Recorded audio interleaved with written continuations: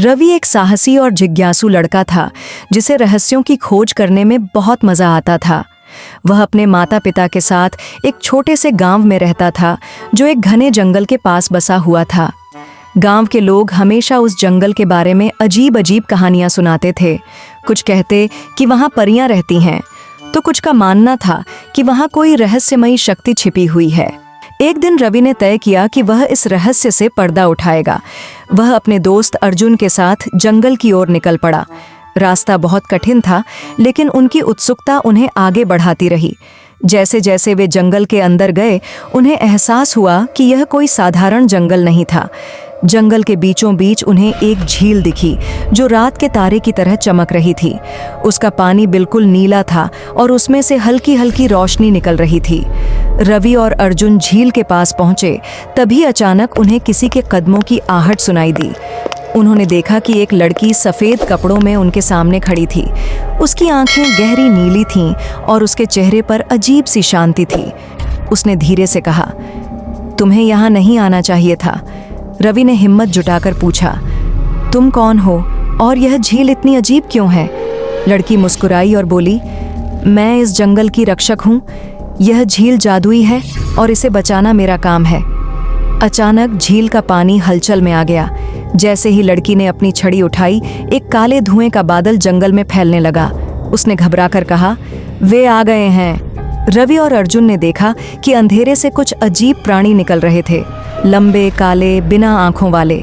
वे झील की तरफ बढ़ने लगे। लड़की ने उन पर एक रोशनी का गोला फेंका, लेकिन वे और करीब आते गए। लड़की ने दोनों लड़कों को झील की ओर इशारा किया और कहा, अगर हमें यह झील बचानी है तो तुम्हें मेरी मदद करनी होगी। रवि और अर्जुन ने सहमति में सिर हिलाया। लड़की ने अपनी छड़ी से झील के पानी को छुआ और एक मंत्र पढ़ा। अचानक झील का पानी आसमान की ओर उठने लगा और एक ढाल की तरह फैल गया। काले प्राणी और अधिक आक्रामक हो गए। वे की शक्ति को चुराना चाहते थे। लड़कों ने लड़की के साथ मिलकर लड़ने का फैसला किया। लड़की ने रवि और अर्जुन को एक एक पत्थर दिया जो झील के पानी से बना था। उसने कहा, इन्हें अपने दिल से जोड़ो और रोशनी के बारे में सोचो। जैसे ही लड़कों ने पत्थरों को पकड़ा, उनके अंदर एक अजीब सी शक्ति जागी। अचानक उनके हाथों से सुनहरी रोशनी निकलने लगी और जंगल रोशन हो गया। प्राणियों ने जब यह रोशनी देखी तो वे डर गए। जैसे ही यह प्रकाश उनके ऊपर पड़ा, वे धुएं में बदलकर गायब हो गए। जंगल की हवा एकदम शांत हो गई। लड़की ने चैन की सांस ली और झील के पानी को देखा। वह अब और भी चमकने लगी थी। उसने कहा, तुमने झील को बचा लिया, अब यह पहले से भी ज़्यादा शक्तिशाली होगी। रवि और अर्जुन ने लड़की से पूछा, अब हम क्या करें? उसने मुस्कुराकर कहा, अब तुम्हें वापस जाना चाहिए, लेकिन याद रखना, यह रहस्य सिर्फ तुम्हारे और जंगल के बीच रहेगा। लड़के जंगल से बाहर निकले। जब वे गांव पहुंचे तो उन्हें सब कुछ सामान्य लगने लगा। किसी को भी उस जादू के बारे में कुछ नहीं पता था।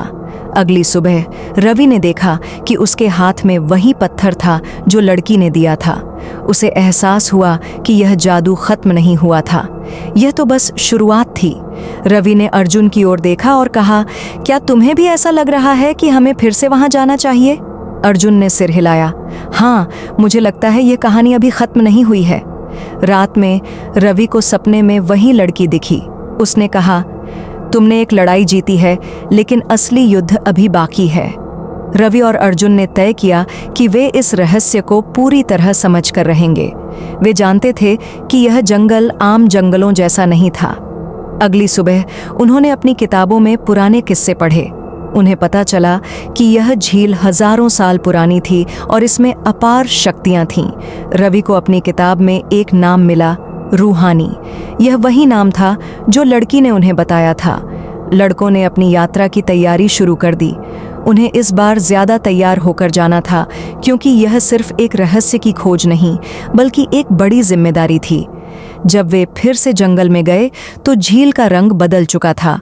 यह अब और भी ज्यादा चमक रही थी, जैसे किसी नए रहस्य को छिपाए हुए हों। जैसे ही वे झील के पास पहुंचे, हवा में एक नई ऊर्जा थी।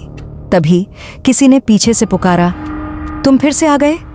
रवि और अर्जुन ने पलट कर देखा और उनकी दूसरी यात्रा शुरू हो गई।